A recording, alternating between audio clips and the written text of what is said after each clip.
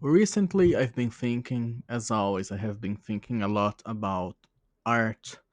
And specifically, I want to focus on the part that I've been thinking about art. Why haven't I not been doing a lot more than thinking? And I think the problem is that nowadays we have so much fucking noise around us every single time. You can.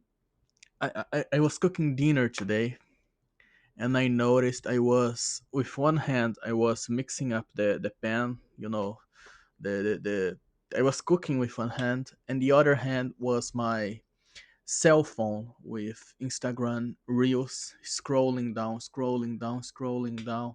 And if you see my Instagram's Reels feed, you might even say, "Oh my God, there's so much artistic stuff. There's so much interesting stuff there." And yes, there is a lot of interesting stuff, but we are what we consume.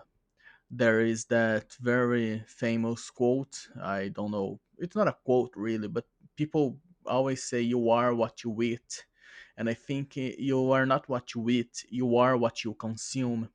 And when you consume every kind of thing, when you consume so too much, you become nothing. Who am I? What kind of an artist am I? I can't really answer this because I like so much different stuff. I like so much different stuff that it becomes hard to nail down what is the thing I truly have passion for. And it's very hard to not get distracted and just to forget. Yeah, forget to forget. I think that's a good way. We don't need to know every single thing that we know. Our brain is a very powerful resource, but it's also very limited. And if you, why the fuck? I want you to tell me this.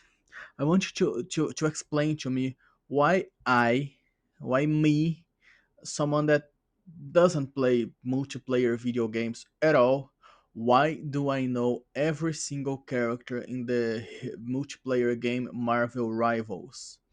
This makes no sense. Why do I know about Spider-Man's moveset on that game? Why I shouldn't. I should not. I should not know about Tom Holland and Zendaya's marriage. I don't care about that. Why do I know about that?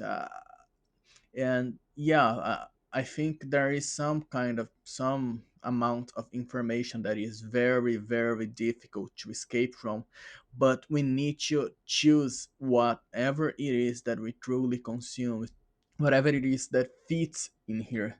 And it's so hard to do it nowadays.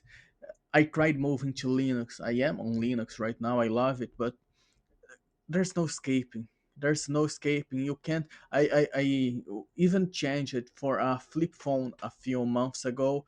I used it for like 1 year, and it was cool. It was good, but eventually you're gonna need maybe to launch a banking app. Maybe you're in a very very stressed day and you want to go nuts. And this is what I find interesting too. Usually people always tell you, oh, you shouldn't do drugs, you shouldn't become an alcoholic, you shouldn't become addicted to alcohol, to weed, to drugs, to porn.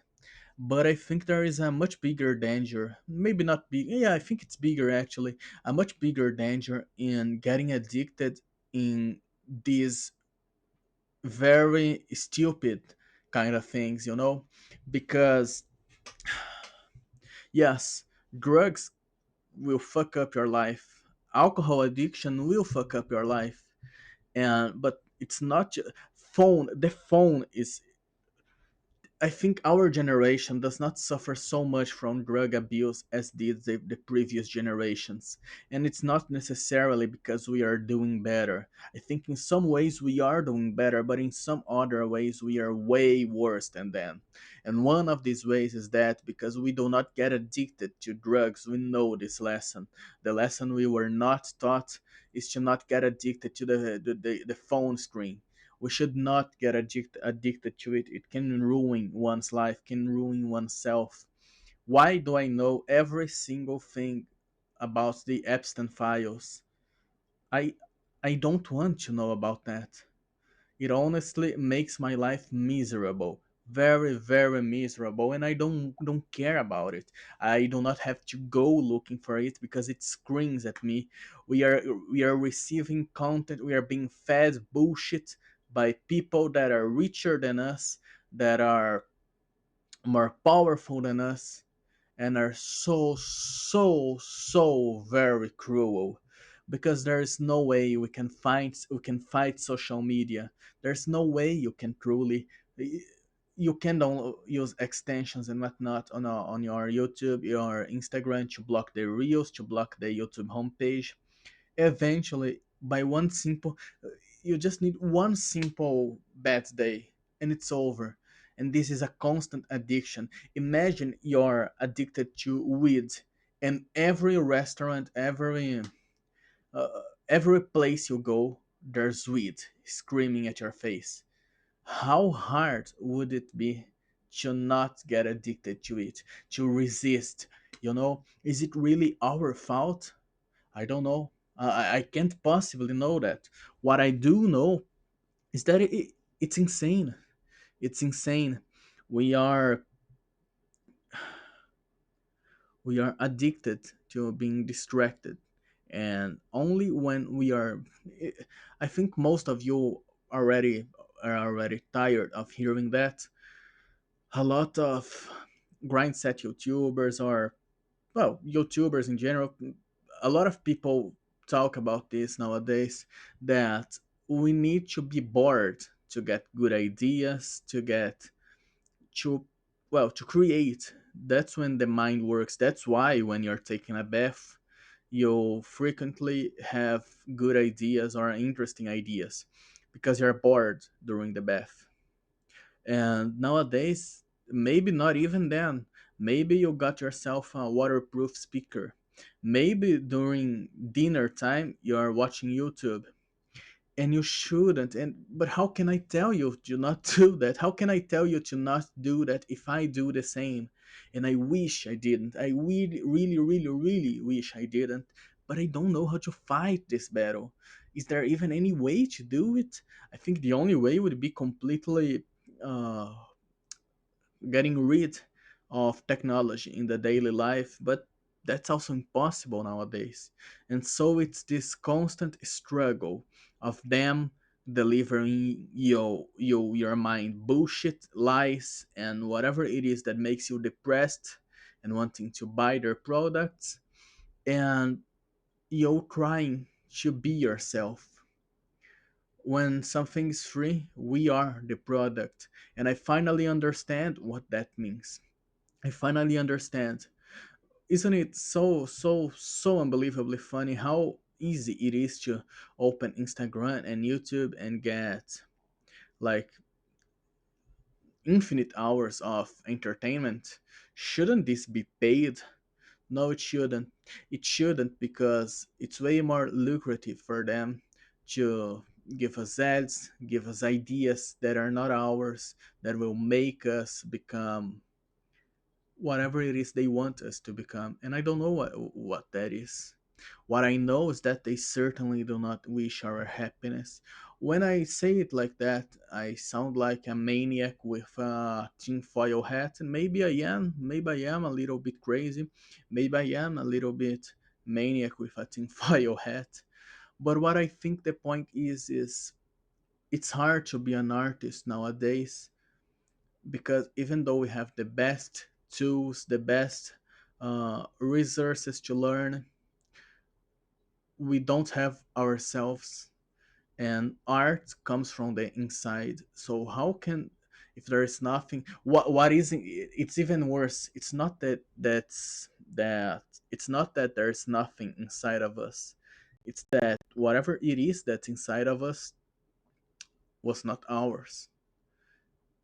It's lies, ads, products, uh, ideas of a life we want to live, but we won't live.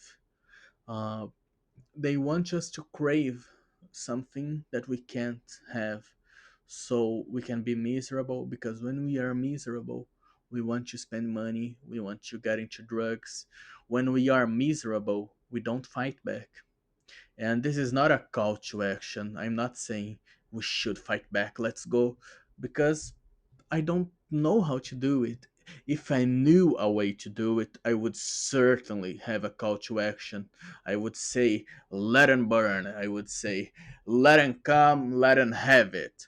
Because if I had a way, if I knew how to fight this, oh, how happy would I be. But there is no way. There is no way to fight this, actually. Well, sorry, I don't know a way. And I don't know, I think we should just try our best. I think maybe, just maybe, in the next 5, 10 years or so, this old internet movement is gonna grow enough that people can maybe live in a decently healthier internet space, because I think this movement's growing. I think the old web movement is important, not just for nostalgia and because I miss it, but because the current internet is a fucking slot machine of addiction, and none of these are good for us. Well, that's it for today. Thank you for watching.